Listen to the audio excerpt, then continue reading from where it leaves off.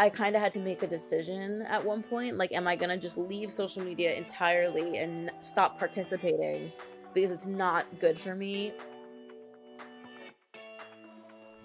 Everyone has so much access to you. And with that comes criticism. It comes with the pluses. It comes with the negatives as well. How do you think your relationship with internal and external criticism has changed?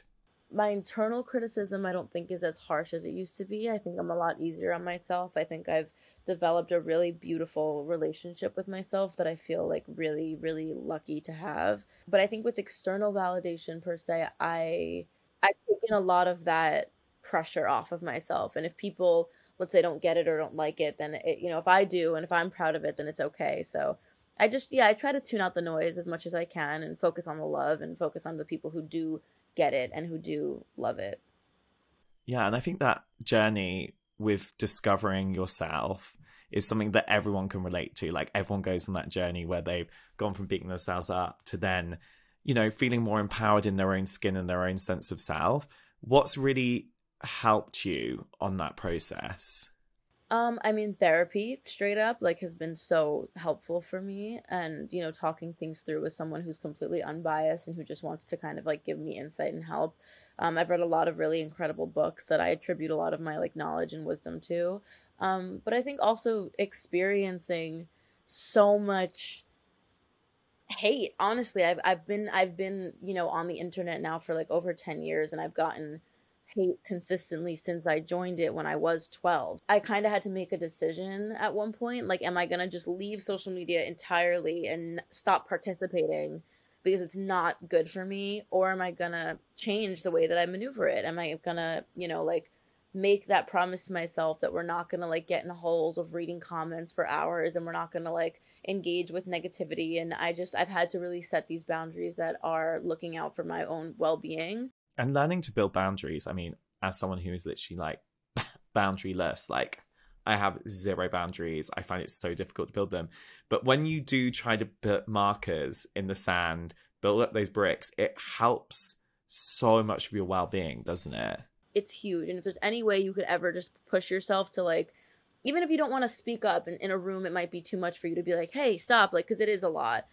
Even if you just like, hey, I'm just gonna, in your internal mind, like, I'm just gonna get up and remove myself out of this conversation because I don't feel comfortable. You're doing yourself a favor by not sitting there and like continuing to listen to people say things that could be upsetting to you. So I feel like my relationship with myself has only gotten stronger because I've treated myself like my own best friend, and that's important. And I think that shows in how you've really taken control of your own narrative and your own career. I mean, like your experience is so obscure. Like you were discovered at like 13 years old. You were then signed by a major record label. You then got dropped when you were 16. And that is so many highs and so many lows to go through in such a short space of time, and B, when you are so young.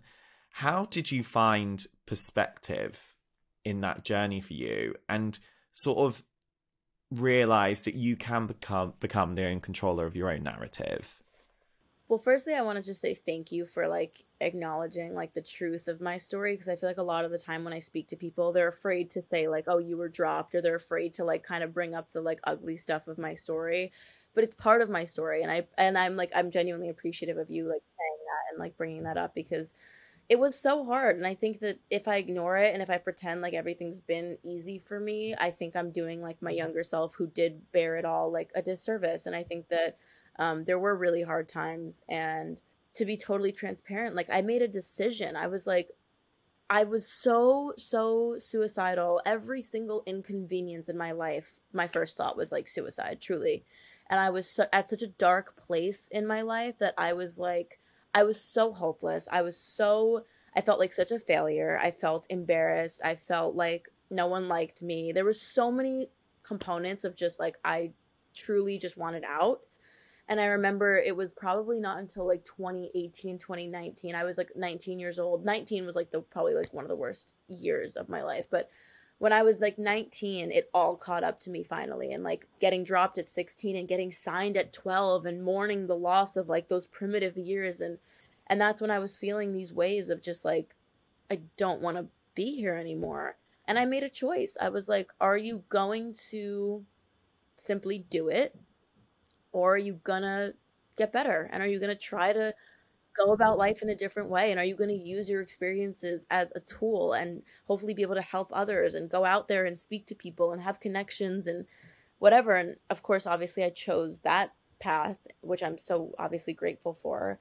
I also used to be really angry at everyone. I was really upset for so long. I couldn't understand why I felt like I had failed. I couldn't understand why my label dropped me, why people who promised to be in my life forever never spoke to me again. Like it was really difficult, and that manifested itself in a lot of anger, which then led me like to self-harming. It led me to hating myself. It led me to starving myself. Like there were so many layers of just like self-hatred that came out. I was so deeply insecure. I was so like mean about, I was just it's so crazy because I'm so different now and I'm so grateful. But yeah, it was a choice, and it's also not a linear choice. Nothing in the healing world is, I don't think. And yeah, I think that it's still a journey that I'm on to this day. I obviously still have my dark moments, my dark days, my episodes, whatever it is. I do have like a decent amount of PTSD and trauma that I'm still working through. And yeah, I'm just trying to take things day by day now. And also like speaking transparently to people like you, I think has helped me in so many ways. Well, thank you so much for sharing that and being so honest, because I think that strength comes in so many different forms, and actually a lot of strength can be shown in weakness, or what we see as weakness, or what we define as weaknesses, because those weaknesses and those moments of doubt, those moments of failure, those moments of struggle ultimately teach us the most valuable lessons in our life, don't they? And you're testament to that. I think us people are like, we're not meant to just be happy and perfect all the time. We're diverse souls. I think we all have like ups and downs and highs and lows. And I think like the highs wouldn't feel high without the lows and vice versa. And I'm learning to just also like go with the motions and just kind of like be present in my feelings. And, like, I don't know, it's crazy. Life is crazy. And I think we're also just all trying, like, and that's what I've also realized is like, we're all just trying. Yeah, and be more empathetic to ourselves as well. That's the most crucial thing, is exercising kindness to ourselves, because I think we forget to really do that. And I, for instance, beat myself up if I'm not a happy person 100% of the day, because everyone expects me to be happy and bubbly all the time. And when I'm not, I feel like I'm letting myself down, letting other people down. But here's the tea about that situation. It's like, if you were a happy person the whole time, you are you that is just not normal. Like, it's unachievable. You can't make it happen. So just don't try and put so much pressure on yourself, especially with this like false facade of social media where everyone seems to be happy and like doing the best things all the time. I think that we put so many unfair pressures on ourselves, and I think that it's not fair. And I think that you deserve to give yourself a good cry if you want one. You deserve to be able to like break down if you need to. Yeah, it's just also nice to acknowledge your own emotions. Like don't run from your feelings. Oh my God, 100%. And then that is what makes you the amazing artist that you are. And to be an independent female artist in this world is so difficult. Like, I can't even imagine. Like, it's a tough world out there for female artists, even today in this industry. And we've had so many conversations and positive movements when it comes to representation of women in music and having their voices heard and listened to. But we've still got a long way to go. What still really frustrates you about the position of women in music today?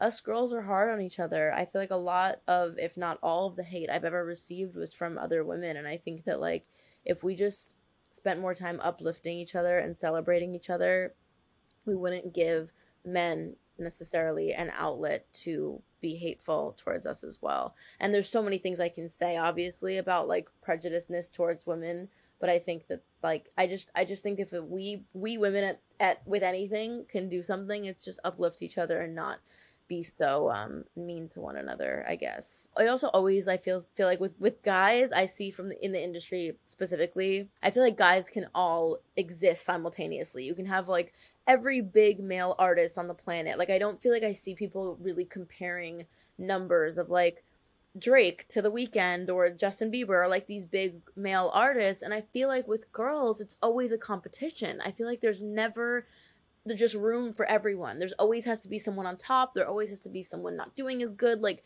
it just feels Mm. like women are just a lot more compared to one another, and I get frustrated with that because it's not a competition. We all just want to make music and we all just want to like get our craft and our art out there. So I think it is an interesting thing to note because I do think that guys don't get nearly as compared to each other.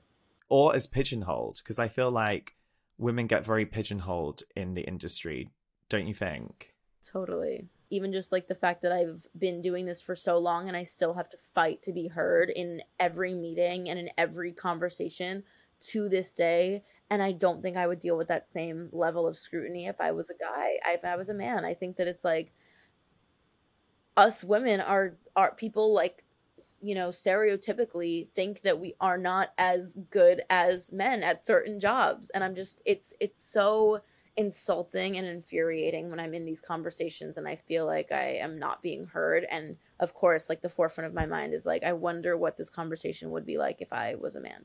What kind of everyday sexism do you still come up against as well?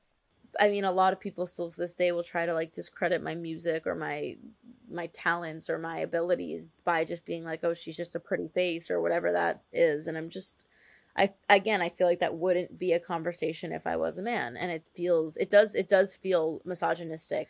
It reads to me very misogynistic when people still to this day are like, "What does she do? Like, isn't she just like an influencer?" I'm just like, I don't know what to do at this point. Like, there's no, and that's also why I stopped really caring so much about those comments because I'm just like, if you don't know or you don't care to know or see or like do 2 seconds of research, then I don't really care about you. I mean, this podcast is all about finding your power.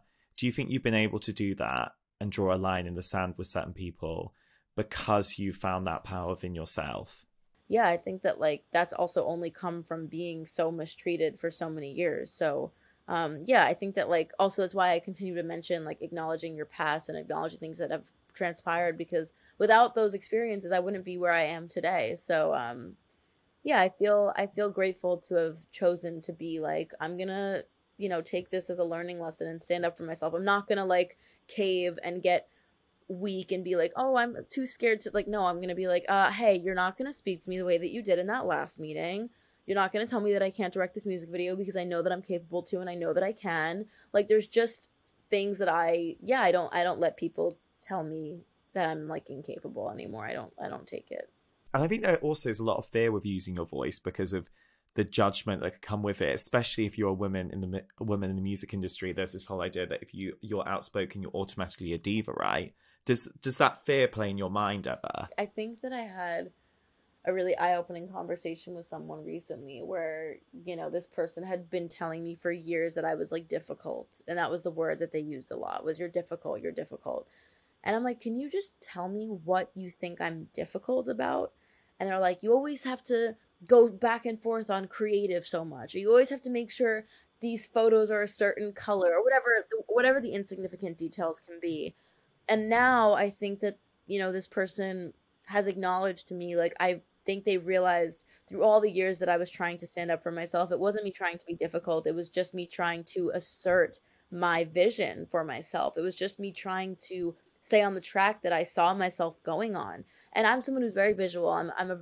That's like my life is film and cinema and music videos. And I love the visual art.